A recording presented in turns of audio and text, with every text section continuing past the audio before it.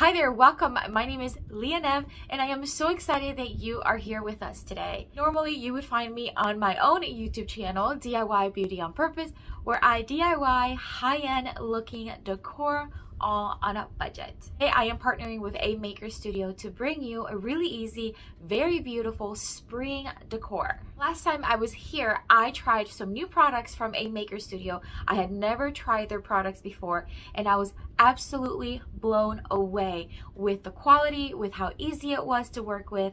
And today I am working with another product that I have never tried before, and I cannot wait to show you and try it here live with you today. So before I jump into the actual DIY, I want to show you what I'm going to be working with from a maker studio so you can write it down or make a list of the items and products that I am working with, and then we'll jump into the DIY. So the star of the show today and what we're going to be working with is these adhesive stamps. I have never used them. I'm so excited to try it. This is their brick style and it measures 12 by 12 and it says it would be perfect for a hand painted look, which I love that style. I'm excited. So I'm going to open it here, and as I mentioned, I've never used it before, so I'm excited to try it, feel it, and just overall experience it. Alright, so it looks like it has two plastic sides to it, and by looking at it you could tell this is the actual stamp side. Yep, you can feel it, it's rougher, and see that it's smoother on that side, smooth, and it's sticky and rubbery on this side. So we're going to leave it on for now. I'm also going to be using a Maker Studio Gel Art ink in the black and the white. This is the Well I Declare and the Hold Your Horses. I like those names. So we're going to use both of these and I'm going to show you what I'm going to do with them. I'm also going to be using some brushes. These are my own, but I know a Maker Studio has them. But I'm going to use my own, and this is so that we can apply the paint on the stamp. I'm also going to have a paper plate because we are going to actually be mixing the ink paint to create more of a gray tone. We're going to start with this board. This is a 1 by 8 by 15 inches long. You could tell that I've already created multiple things on this board, but today we're going to create one more, and it's just a regular 1 by pine board that I get at the hardware store, and I cut it to 15 inches long. I'm also going to be using one of these fence. It's like a garden fence that you can put on your landscape or your garden. I actually got this for $3. It was at Dollar General. So if you want to recreate something similar, you can go there and grab one. And I'm also going to be using a faux grass. I get these on Amazon. I do have some on my Amazon store, and some of these little pink flowers from the Dollar Tree. That's what we're going to be creating. I'm also going to use a sawtooth hook to place on the back of the board when we're all said and done. And I'm also going to be using the Amy Howard at home sample paint. This is their one-step paint, and I'm going to use the Ballet White just to give it a fresh coat of white paint. We take this brush. This is one of those flat brushes. I really love them. All right.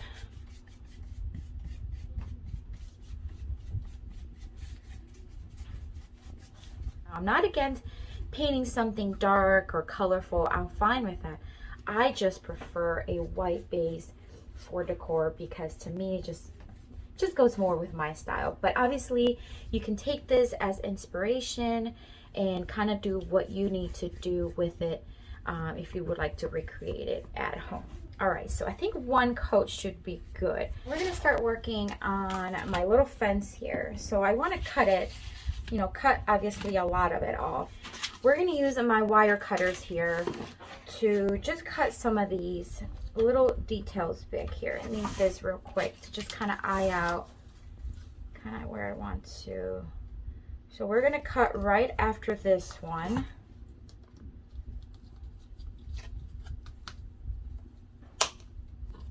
So easy with the wire cutters.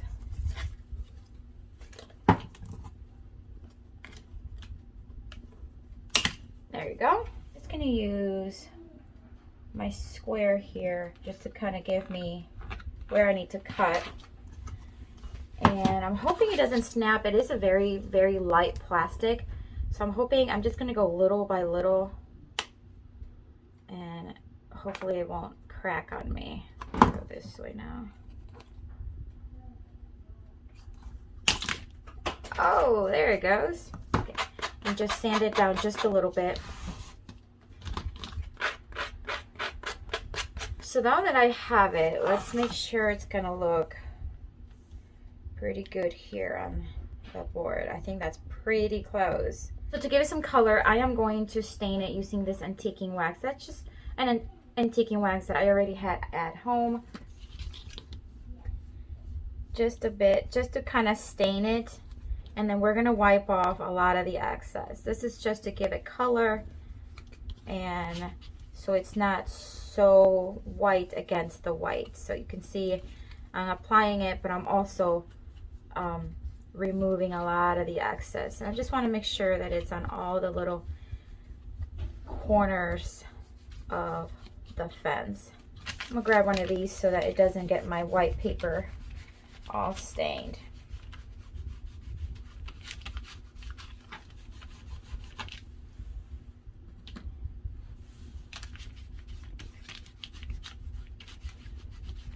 You can even remove a lot of it, and I mean like most of it, by using a wet rag after. I may do that just so that it's a little bit lighter than what it already is, even though it already is very light. All right, now I'm going to take just this Rust-Oleum chalked top coat that I already had, but you can use any top coat, but spray would probably be better so that it doesn't smear on you or remove.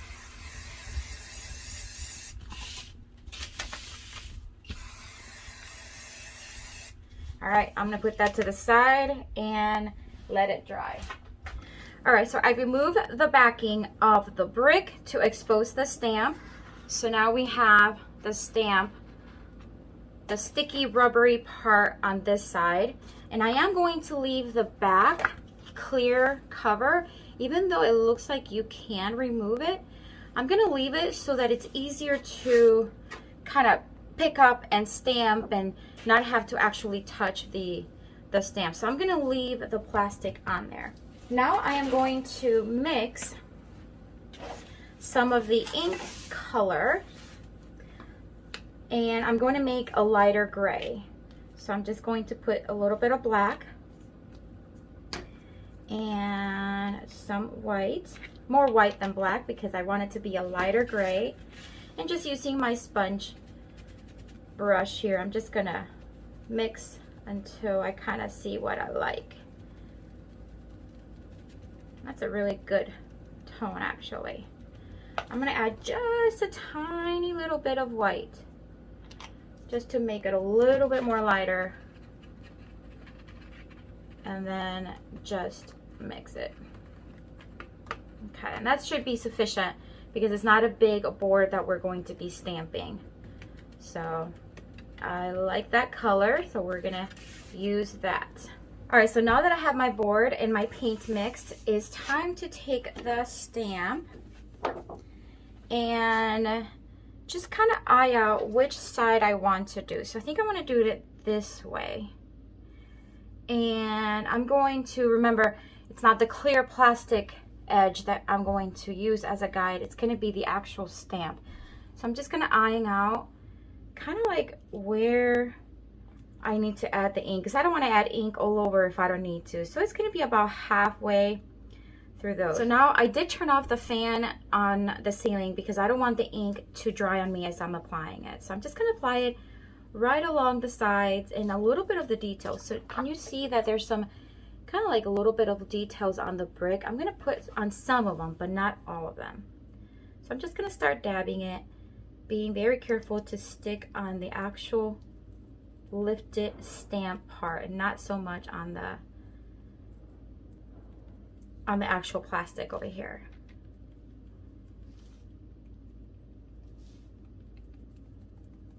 So it's pretty simple actually. You just dab.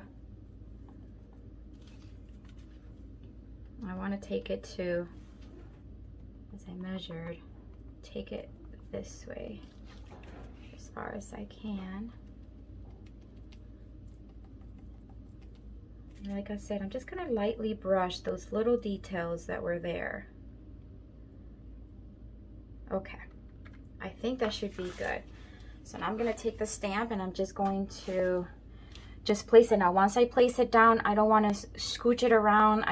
I'll commit to it. So I'm just going to place it the best that I can on the edges.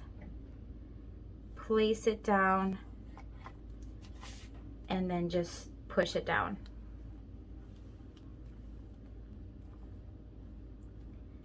I'm not moving it around or anything. And then when I lift up, I kind of want to lift up almost quickly and not, you know, delay it.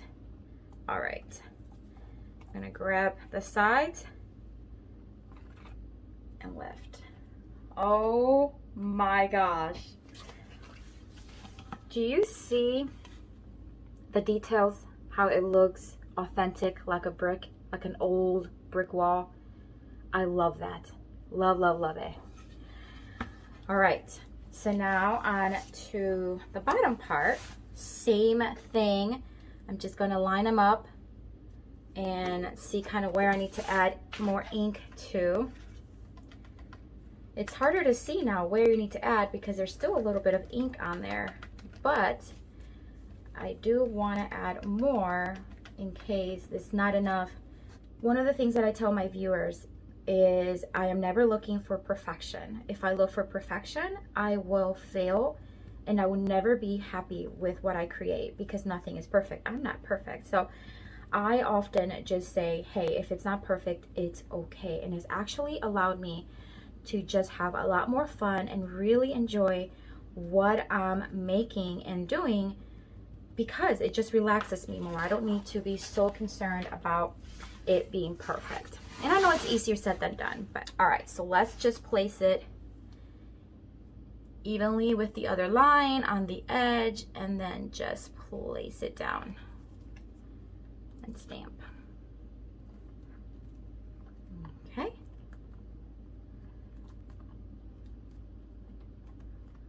And then I am going to lift and reveal. Look at that. I love it. It was actually pretty even with the other line. I'm happy about that. I didn't want to mess that up, but it is beautiful. Beautiful. I think this will look great on a wall, like an entire wall, or even a larger sign or a serving tray, like something that has more square footage. This brick would be phenomenal. Just absolutely stunning. All right, so we're gonna let that dry before we move on to the next step. Now we have the little fence all dry and we put that top coat on, so it's gonna keep on there. And then I think that's a great measurement. And I love the contrast of the brown, the gray, and the white. And then of course with the greenery and the color, it's gonna look really pretty. All right, I'm gonna use some of this Fix All glue from Dollar Tree. And I'm just gonna start placing where it's actually going to touch the board. It doesn't need to have so much, truly, because it's a very lightweight material, so a little bit will go a long way. And some on the top edges.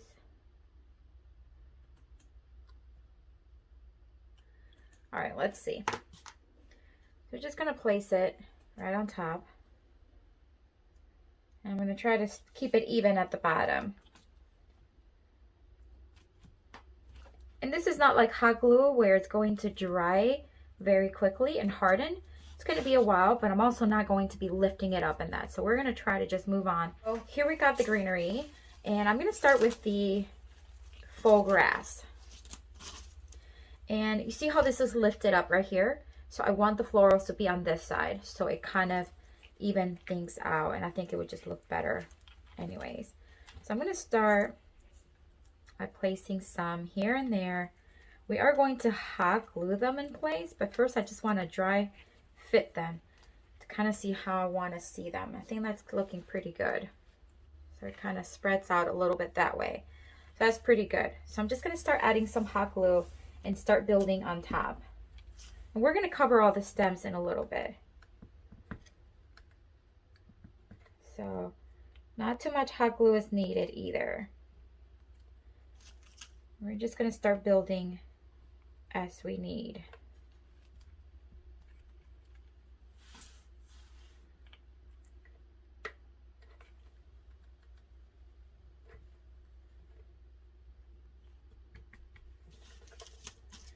All right, I'm going to place this one here.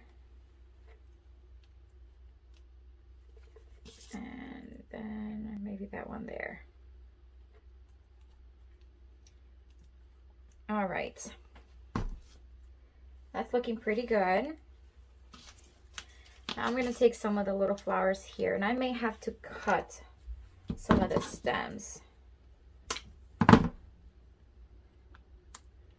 And we're just going to start again hot gluing as needed.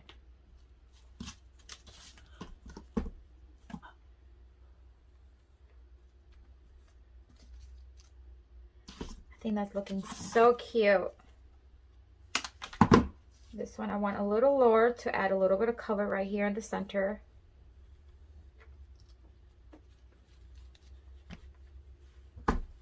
All right, it's looking a mess right there, but we're going to cover that up with some ribbon here in just a minute. So we're going to let this kind of harden. We're just going to put that to the side really quick.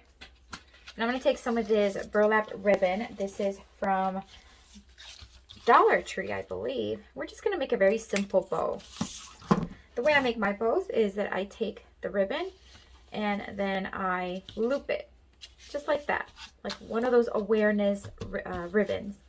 And then I bring the top to the bottom. See how it's looking more like a bow? Then I just adjust it a little bit and scrunch the middle. And then I'll have some jute string here. And we're going to tie it in the center.